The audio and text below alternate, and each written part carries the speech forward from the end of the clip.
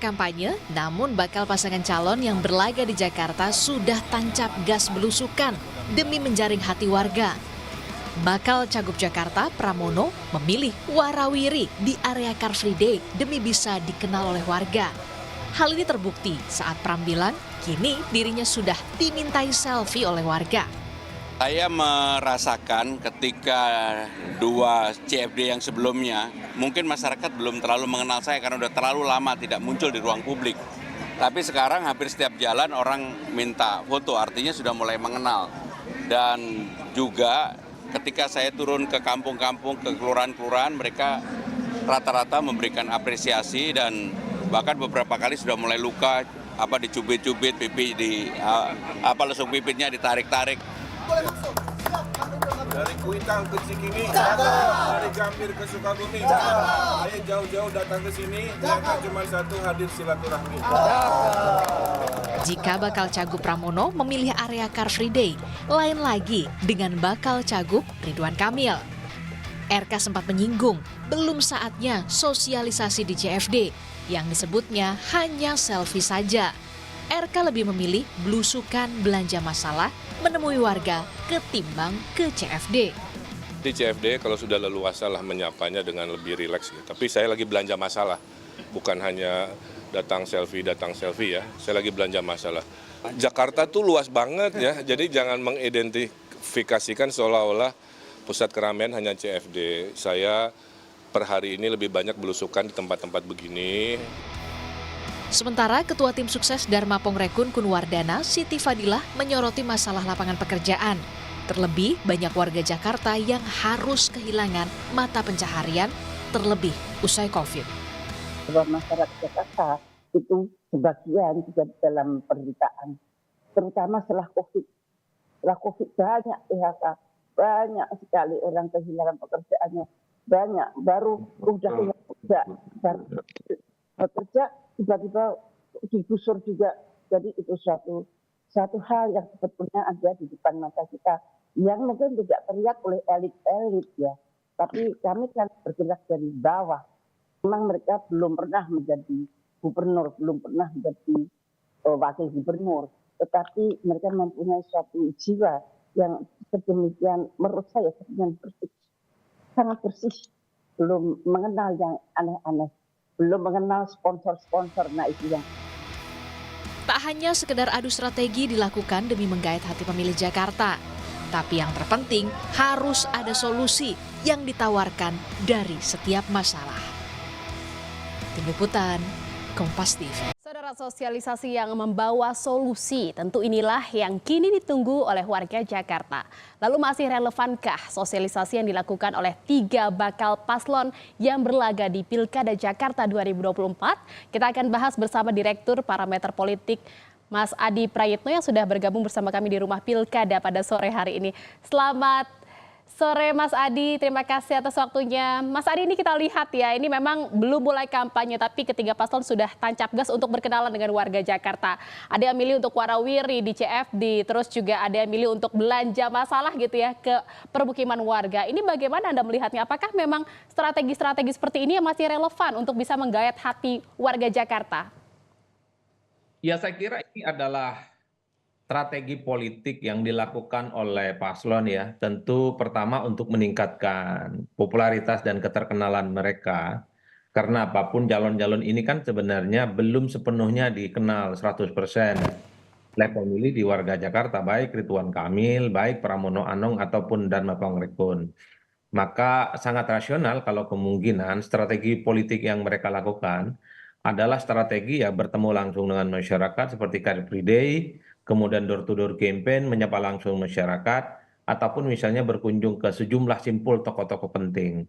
Ini kan sebagai upaya bahwa mereka ini semakin mengkonfirmasi sebagai sosok yang akan bertanding di Jakarta. Nah, yang kedua tentu saja ini tentu untuk mendapatkan simpati dari publik, karena kalau kita membaca angka-angka statistik dan argumen-argumen yang berbasis survei, salah satu model kampanye yang paling disukai di Jakarta itu adalah kalau pemimpin mereka, calon yang akan mereka pilih, sering melakukan kunjungan, bertemu dengan masyarakat, berdialog secara langsung, soal persoalan-persoalan yang dihadapi oleh mereka. Jadi ini yang saya kira memang membuat kenapa para calon ini misalnya silih berganti datang ke Car Free Day, bertemu dengan masyarakat secara langsung, ada yang belusukan, ada yang kemudian apa namanya menyampaikan janji-janji politik secara terbuka. Itu kan sebagai upaya untuk menarik bahwa sang kandidat ini adalah sosok yang kemudian layak untuk dipilih dan menjadi gubernur di Jakarta.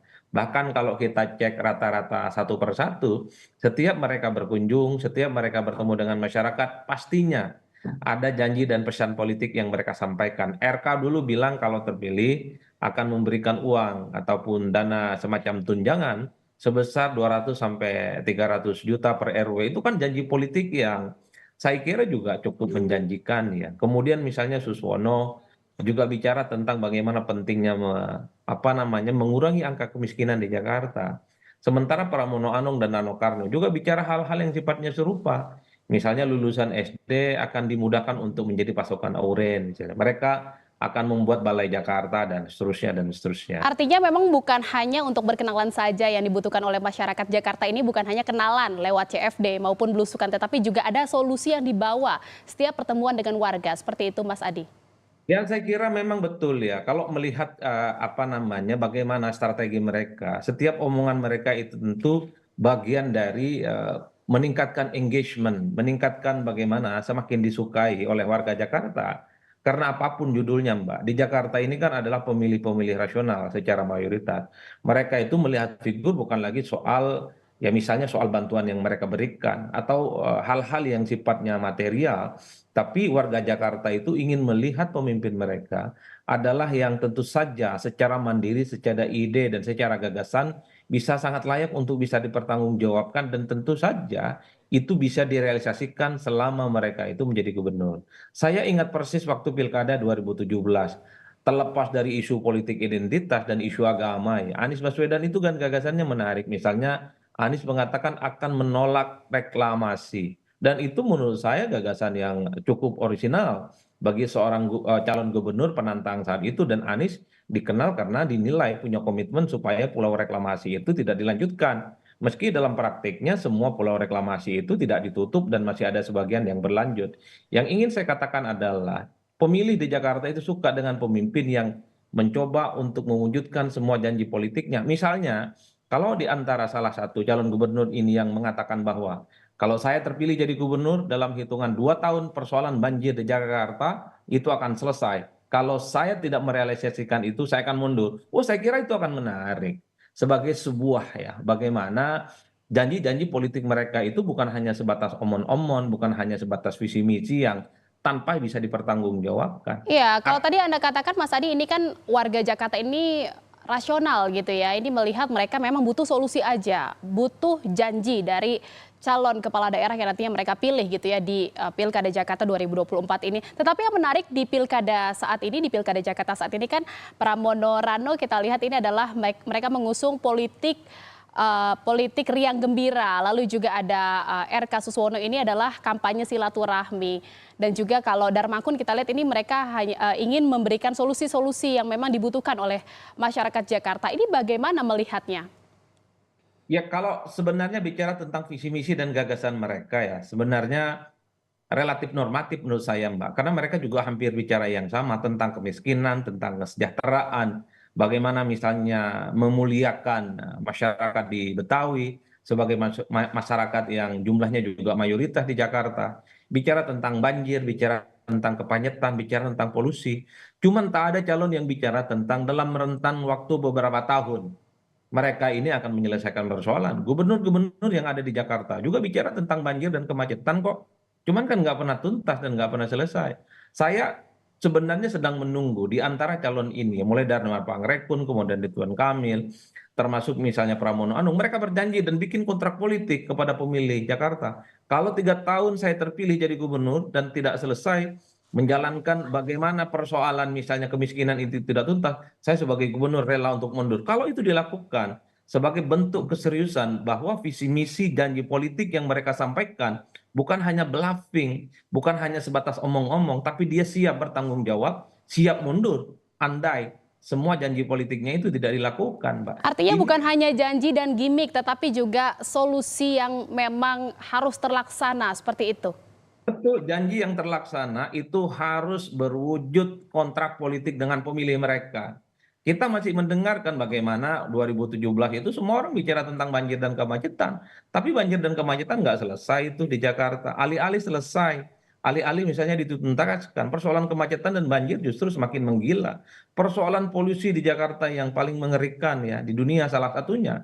Itu juga tidak pernah tuntas. Nah, mestinya para calon ini berani gitu ya, melakukan kontrak langsung dengan pemilih. Bahwa mereka kalau jadi gubernur terpilih, persoalan apapun dihitung dalam hitungan tahun.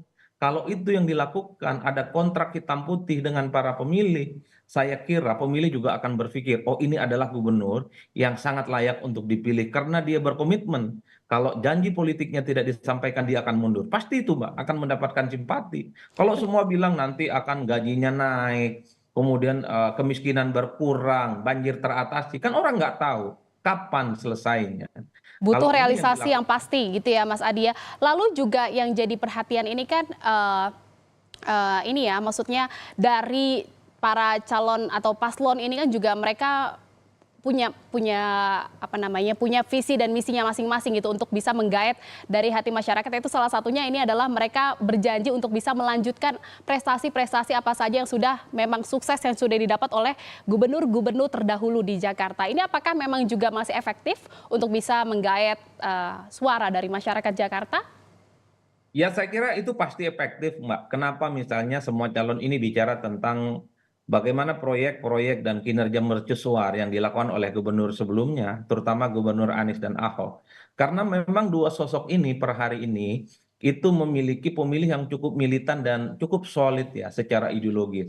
Oleh karena itu wajar kalau kemudian ketika para calon ini mencoba untuk mengasosiasi sebagai sosok yang akan melanjutkan Anies, sosok yang akan melanjutkan Ahok supaya pemilih Ahok dan pemilih Anies secara perlahan memilih para kandidat yang memperjuangkan ide-ide Anies dan Ahok itu. Jadi ini tentu bagian dari strategi politik marketing yang saya kira tujuannya adalah untuk mendapatkan faedah elektoral, para pendukung Anies dan Ahok datang ke TPS dan memilih mereka. Cuman kan orang selalu berjanji, apakah kalau mereka terpilih jadi gubernur, hal-hal yang sifatnya prinsip terkait dengan Jakarta akan tuntas? Tapi Nggak ada seberapa jaminan. efektif atau seberapa bisa menarik perhatian atau suara dari masyarakat kalau misalnya memang mereka membawa atau kita lihat juga ada Pramono Rano juga mengatakan bahwa nanti Pak Ahok akan ikut kampanye dengan mereka. Terus juga sebelumnya juga RK dan Suswono juga sudah bersilaturahmi dengan gubernur-gubernur lainnya sebelumnya yang di Jakarta. Ini seberapa efektif untuk bisa menarik minat atau suara dari warga Jakarta untuk mempercayai mereka? Ya, saya kira sangat efektif, Mbak. Karena apapun misalnya, kalau kita sebutkan pemilih Ahok itu 19% dan semua pemilih Ahok itu adalah mereka misalnya terkonfirmasi mendukung salah satu calon, saya kira sang calon itu akan mendapatkan keuntungan politik secara signifikan. Kalaupun toh pemilih Ahok itu tidak 19% kemudian seluruhnya mendukung salah satu calon, misalnya separuh ya, kan dia sudah mendapatkan keuntungan sekitar 9%. Ataupun misalnya pemilih Anies yang 35%, separuhnya saja mendukung salah satu paslon itu penting. Artinya apa? Figur-figur penting yang saat ini masih memiliki pengaruh di Jakarta seperti Anies dan Ahok, pastinya coba untuk dikapitalisasi sebagai upaya untuk mendapatkan dukungan-dukungan politik. Ini yang disebut dengan vote getter ya. Artinya apa? Sosok-sosok penting akan dimunculkan. Per hari ini misalnya, tiga kandidat ini berebut bagaimana menjadikan Anies sebagai sosok yang mereka akuisisi secara politik supaya pendukung Anies yang sampai hari ini belum memutuskan pilihan politik secara perlahan hijrah ke mereka, hijrah ke Rano Karno dan Pramono, hijrah ke Ridwan Kamil dan Suswono ataupun hijrah ke Dharma Pangrekun. Makanya ada kecenderungan ketika calon ini misalnya sedang bikin waktu supaya untuk melakukan pertemuan dengan Anies karena mereka paham pendukung Anies itu sangat loyal dan cukup solid. Harapannya kalau bertemu dengan Anies, pemilih Anies itu akan mendukung mereka. Ini yang saya kira memang bahwa segala strategi politik marketing yang dimiliki oleh tiga calon itu akan dihadapi. Satu misalnya tetap mereka itu belusukan, bertemu dengan tokoh-tokoh kunci. Yang ketiga tentu selalu mendatangi kerumunan-kerumunan seperti Car Free Day itu Pak. Sambil mereka ini membangun satu narasi berupa janji politik bahwa mereka kalau terpilih jadi gubernur, mereka akan menuntaskan persoalan-persoalan Jakarta. Mas Adi, ini juga menarik ya di Pilgub Jakarta 2024 ini, bahwa ketiga paslon ini kita lihat belum dikeluarkan gitu ya elektabilitas dari para paslon. Siapa saja yang memang paling tinggi di antara ketiganya. Lalu apakah nanti kira-kira dari pandangan dari Mas Adi, jika memang survei sudah menunjukkan adalah salah satu paslon yang memang memiliki elektabilitas lebih tinggi, apakah bisa dipastikan ini adalah yang menang, atau memang karakteristik dari masyarakat Jakarta ini berbeda, tidak melihat elektabilitas tetapi tidak melihat popularitas, tapi melihat hal yang lain gitu ya untuk bisa dipilih menjadi gubernur mereka? Ya, survei itu kan sebenarnya alat bantu politik ilmiah ya, yang menjadi guidance bagaimana potret politik yang terjadi di sebuah wilayah, termasuk di Jakarta, terkait dengan popularitas, terkait dengan elektabilitas ya. Meski dalam perkembangannya, dalam survei itu kan selalu berubah secara dinamis. Dalam hitungan minggu dan bahkan dalam hitungan bulan, survei itu bisa berubah, Mbak, secara signifikan. Apalagi misalnya di antara tiga kandidat ini rata-rata newcomer. Sebagai salah satu gubernur yang bertanding di Jakarta, apapun Ridwan Kamil itu pendatang di Jakarta. Dulu kan hanya sebatas gubernur di Jawa Barat misalnya. Sementara Pramono Anung juga adalah pendatang baru ya dalam politik di Jakarta. Rano Karno meski pernah jadi gubernur di Banten, tapi di Jakarta baru kali ini bertanding. Begitupun dengan Dharma Pangrekun ya. Oleh karena itu, peta politik yang cukup dinamis ini yang saya kira memang tidak bisa juga dijadikan sebagai patokan bahwa ketika dia unggul di survei dia akan memenangkan pertarungan. Apalagi misalnya kalau kita melihat dalam dua pilgub sebelumnya di Jakarta. 2017 survei Ahok itu paling mentereng. Dia gubernur, dia petahana, maju kembali, dan di survei-survei dia kemudian diyakini akan mampu mengalahkan Anies Baswedan dan AHY saat itu dalam satu putaran. Bahkan Anies yang underdog tidak diperhitungkan justru memenangkan pertarungan di Pilkada Jakarta meski ya penuh dengan kontroversi dengan isu-isu agama. Begitupun kalau kita melihat waktu awal Jokowi datang ke Jakarta berpasangan dengan Ahok menantang Fauzi Bowo. Jokowi saat itu tidak diperhitungkan. Hanya mantan wali kota Solo ya, wajahnya tidak terlampau familiar, elektabilitasnya rendah dan saat itu juga sangat diremehkan. Tidak mungkin akan memenangkan pertarungan melawan Fauzi Bowo yang petahana dan juga diusung oleh partai penguasa saat itu yaitu Demokrat, tapi kalah dalam pilkada. Ini menegaskan betapa memang di Jakarta itu setiap detik, setiap saat perubahan pemilihnya itu sangat signifikan dan akan mempengaruhi bagaimana konstelasi politik secara umum. Iya, Karena ketiga paslon ini memang mulai dari nol gitu ya untuk bisa menggayat hati masyarakat Jakarta. Kita lihat bagaimana mereka beradu strategi untuk bisa meraih suara masyarakat Jakarta di Pilgub Jakarta 2024. Nanti kita lihat saja. Terima kasih atas pembahasannya di Rumah Pilkada, Direktur Parameter Politik Mas Adi Prayitno. Selamat sore.